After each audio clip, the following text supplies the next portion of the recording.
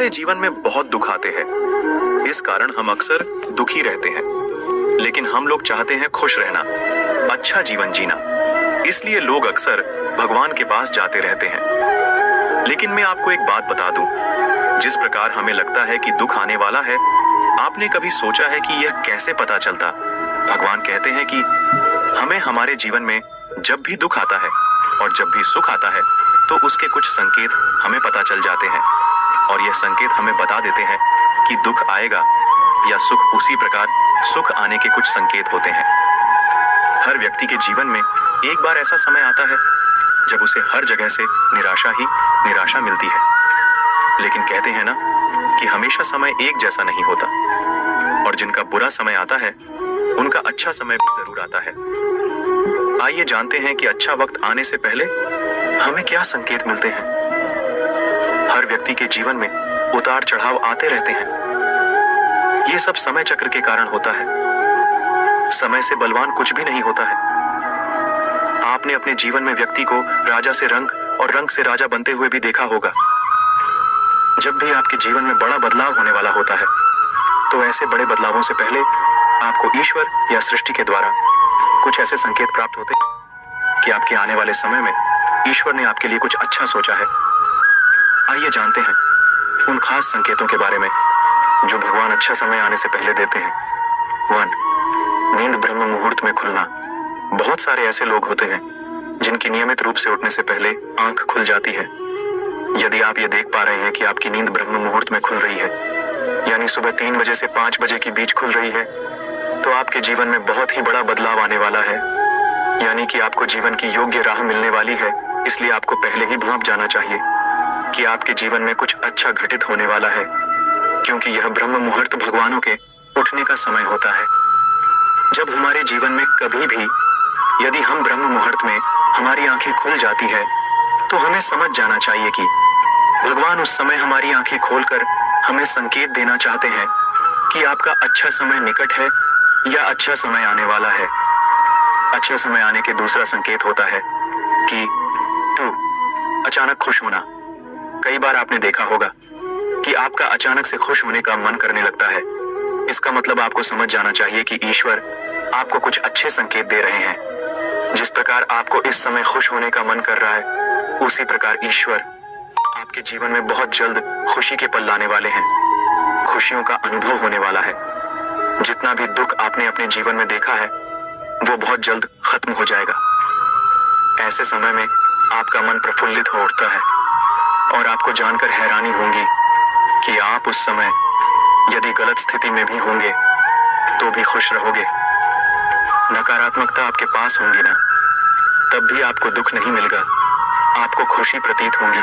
अच्छा समय आने का तीसरा और महत्वपूर्ण संकेत यह है कि गौ माता का आगमन।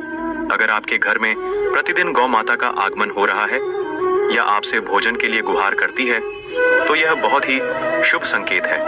अगर आपके घर में पशु पक्षी घोंसला बना रहे हैं, तो ये भी बहुत ही शुभ संकेत माना जाता है। इसके अलावा अगर पक्षियों की चहचहाहट आपके घर के आसपास दिन प्रतिदिन बढ़ती ही जा रही है, तो यह संकेत भी जीवन में बहुत ही जल्द सकारात्मक बदलाव लाने वाला है।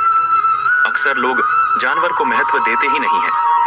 आप लोग नहीं जानते कि यह जानवर हमारे लिए क्या महत्व रखते हैं। यदि गौ माता का आगमन हमारे घर हो जाता है, तो समझ जाइए कि भगवान आपको संकेत देना चाहते हैं कि आपका बुरा समय खत्म हो गया है और अच्छा समय आने वाला है।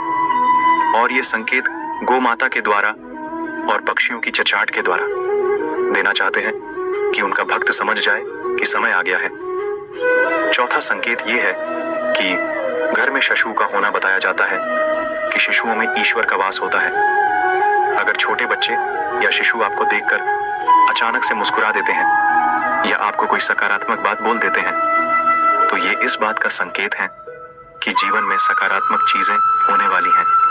और तो और कभी कभी तो यह शिशु आपको संकेत भी देते हैं, क्योंकि यह शिशु भगवान का ही रूप होते हैं और शिशु कभी भी झूठ नहीं बोलते हैं। अच्छा समय आने का पंचवा संकेत ये होता है कि स्वप्न में मंत्रों का सुनाई देना। स्वप्न में अगर आपको मंत्र सुनाई देते हैं, जैसे राम राम, तो ये बहुत अच्छा माना जाता है। अगर ऊ मंत्र की गूंज सुनाई दे तो ये भी सकारात्मक बात है। स्वप्न में मंत्रों, घंटा, शंख की आवाज सुनाई देना बहुत की शुभ संकेत माने जाते हैं। यह मंत्र भगवान के होते हैं जो हमें एक अच्छा समय के संकेत देते हैं, और सपनों में मंत्र आना शुभ भी माना जाता है। अच्छा समय आने का छठा संकेत यह होता है कि कर्जवान होना।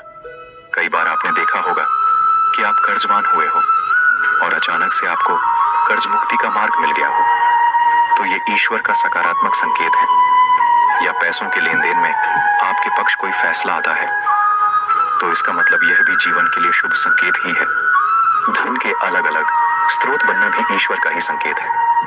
इससे यह पता चलता है कि जीवन की आर्थिक परेशानियां समाप्त होने वाली हैं। जीवन में धन का आगमन बहुत ही तेजी से होने वाला है। आपने भी कभी सोचा होगा कि यार इतना सारा कर्ज है, ये कैसे उतरेगा, कौन उतरेगा? और एक दिन एकदम से होता है कि आपका कर्ज माफ हो चुका है या आप कैसे भी कर्ज मुक्त हो जाते हो, तो ये भी अच्छा समय आने के ही संकेत होते हैं। और आखिरी संकेत तो आप सुनकर हैरान ही हो जाओगे। और सातवां आखिरी संकेत ये है कि शरीर के अंगों का फड़कना, पुरुषों में दायां अंग फड़कना बड़ा ही शुभ माना जाता है, चाहे वो दाईं आंख हो या दायां हाथ हो। इससे ये संकेत प्राप्त होता है कि आपके बल में वृद्धि होने वाली है। इसके विपरीत महिलाओं में अगर बायां अंग फड़कता है तो अच्छा संकेत है, यानी महिलाओं में बाएं अंग का फड़कना अच्छा संकेत बताया गया है और पुरुषों में दाएं अंग का फड़कना शुभ संकेत माना गया है। यह शरीर के अंगों का फाटकना आपको अच्छा समय का संकेत भी देते हैं। इस प्रकार इन संकेतों के माध्यम से आप महसूस कर सकते हैं आपका अच्छा समय आने वाला है। आज मैं मेरे सब्सक्राइबर्स को जीवन की कुछ अच्छी बातें बताता हूँ जो कि श्री कृष्ण के भी उपदेश है। वह सब कुछ करो जो तुम्हें करना है, लेकिन लालच से नहीं, अहंकार से नहीं, वासना से नहीं, ईर्ष्या से नहीं, बल्कि प्रेम, करुणा, नम्रता और भक्ति के साथ।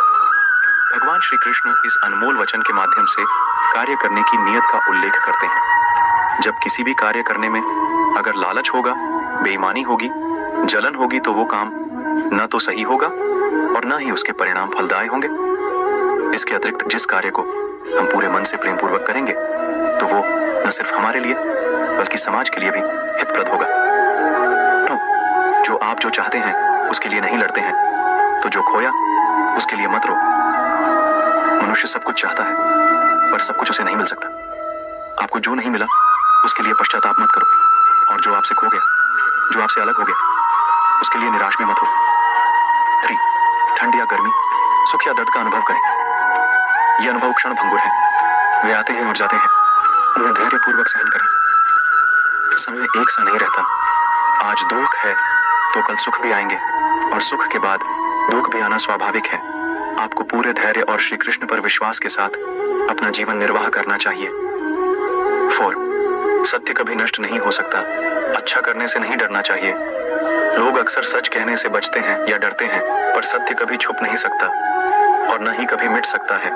कितना भी छुपा लें पर सच तो उजागर हो ही जाएगा। इसलिए जो बात सच पर आधारित हो उसे करने या कहने और मानने से कभी नहीं डरना चाहिए। 5. इस शरीर का मोह मत करो। यह तो माटी है, माटी में मिल जाएगा। अमर तो आत्मा है जो परमात्मा में मिल जाएगी। लोग अपने शरीर को सुंदर बनाने में लगे रहते हैं, पर आत्मा की सुंदरता शरीर की सुंदरता से कहीं ज्यादा महत्वपूर्ण है। शरीर तो नश्वर है, मिट्टी ही तो है, तो मिट्टी में ही मिल जाता है, पर आत्मा अमर है, इसलिए आत्मा की सुंदरता पर ध्यान दो। आत्मा की सुंदरता अपने को श्री कृष्ण में लीन करने में मिलती है। यह 5 उद्देश्य आपको जीवन में याद रहने चाहिए, क्योंकि इन उद्देश्यों से आप सजग रहेंगे।